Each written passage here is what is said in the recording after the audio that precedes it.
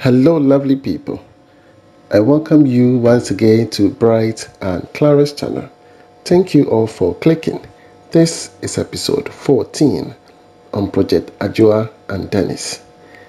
Alright, so this is a beautiful 3D representation of the beautiful 4-bedroom house. A 3D means a 3-dimension. A 3-dimension gives you the pictorial view, as you can see. It gives you a fair idea as to how your house should look like when it is completed. Your color selection, your window design, all is dependent upon the 3D. This was designed by Jonathan Tete. Please get in touch with Jonathan for further assistance. Alright, and once Jonathan is done with your design, you can come to me for the estimate, and I'll get you an estimate that you can use or we can use to build the house for you. Alright, so in your view are the steel fixers. Our steel benders are working on putting up the rings and then the pillars for the retaining wall. So far so good. Everything is working. Our fencing is almost done. We are left with the retaining wall at the back. Look at how big the pillars are. We're going to pour concrete in all of these ones. Okay, so these are entrance. Okay, and it looks beautiful. Are you with me? It looks beautiful. Yes, everything looks so unique. Okay, so unique. That's our borehole area. Okay, our stones, everything is ready. So currently the gentleman who is doing the compacting is ready, and we will be doing our casting very soon. Okay, so we hired this compactor for a reason.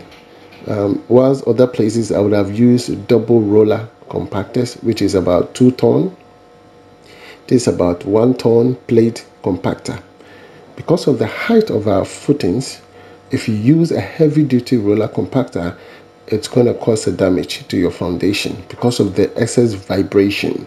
Okay, it can cause a crack in your foundation, and so we are so smart enough to determine all of this. And so whilst doing the oversight, while doing the laterite filling, we poured in a lot of water for it to settle down, and we left it for weeks or even months. And so topping up and then using the plate compactor is something that we understand is the best option.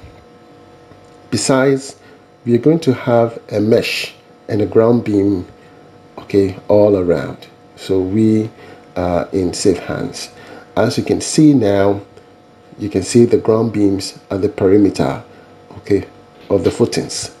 This ground beam is running on the partition blocks everywhere.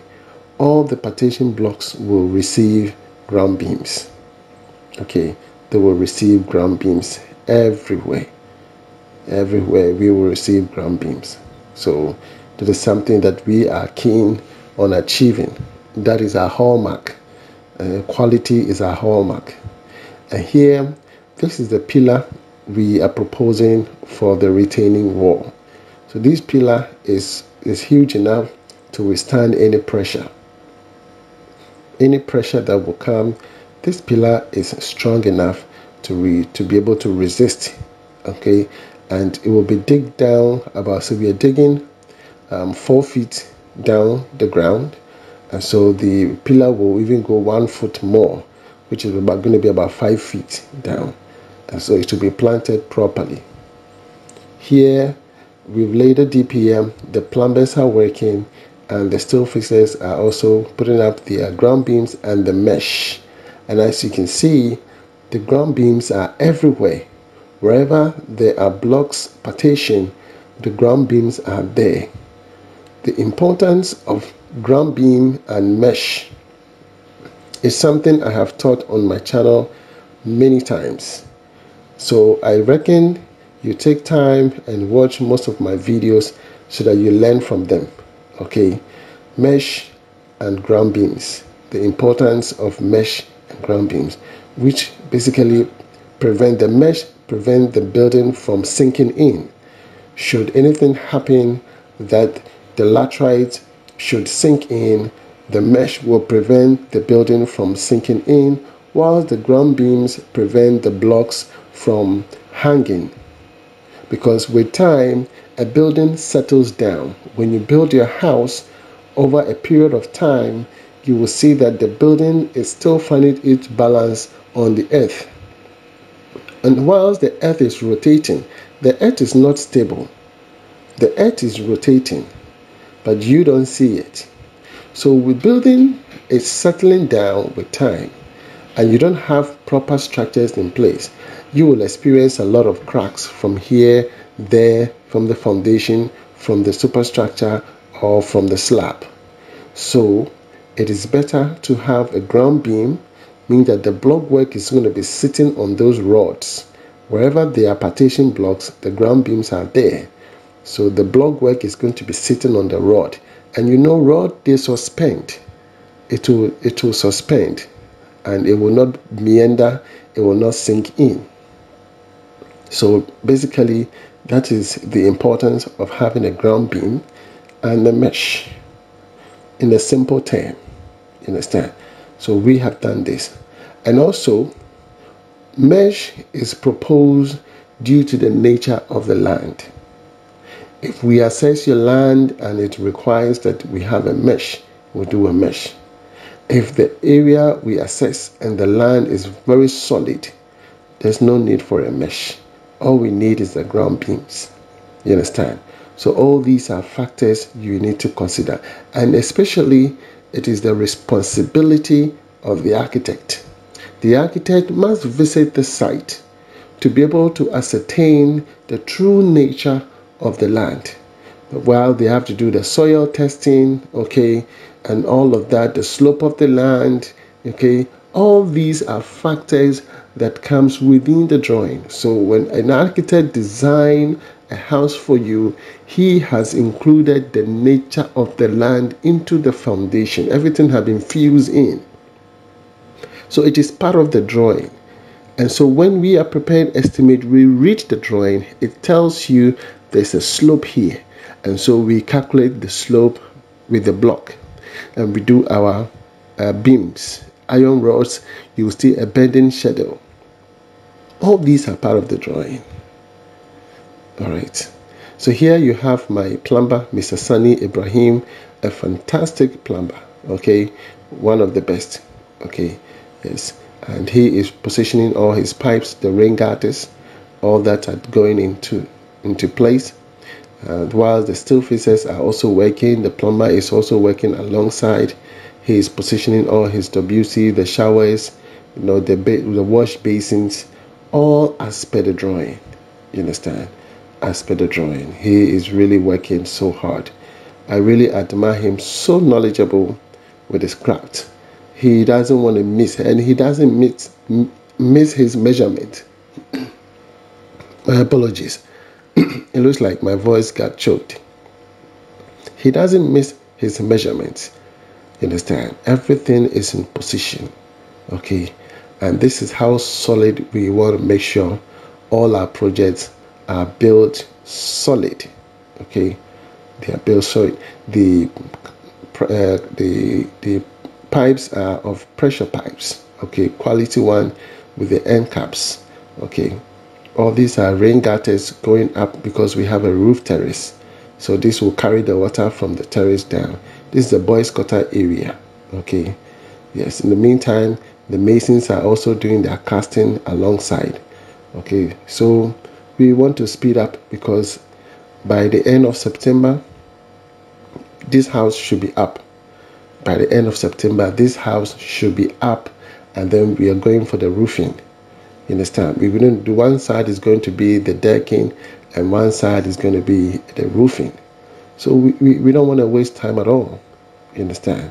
We don't want to waste time at all. We have so many projects, you know, running around in the Bria Mountain, and we need more because we can just move from one project to the other. We are just there. We've made the place our home.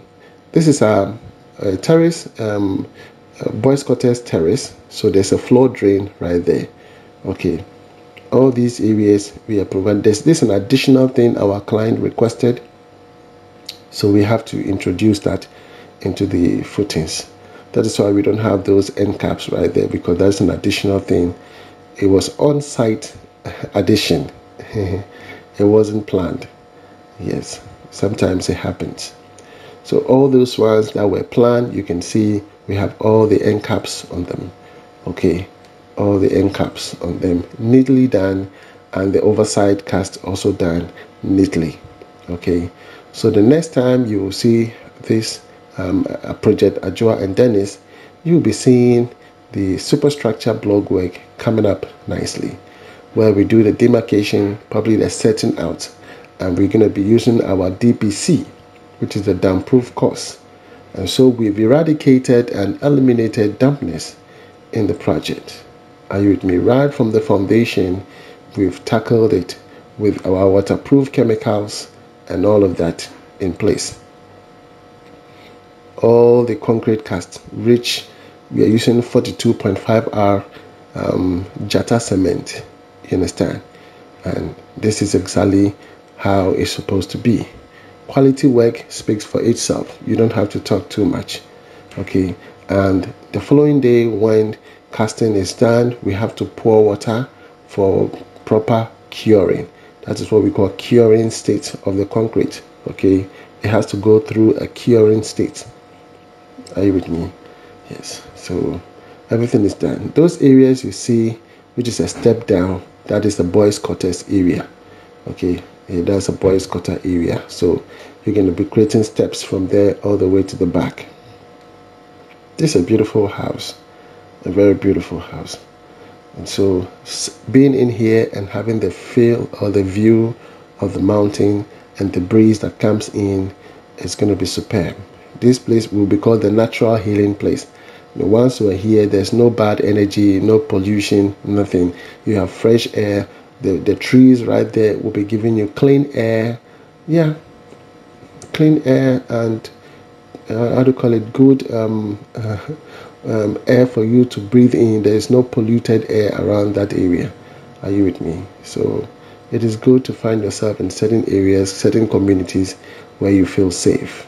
All right, so if you love this video, please give it a thumbs up, subscribe to the channel if you've not.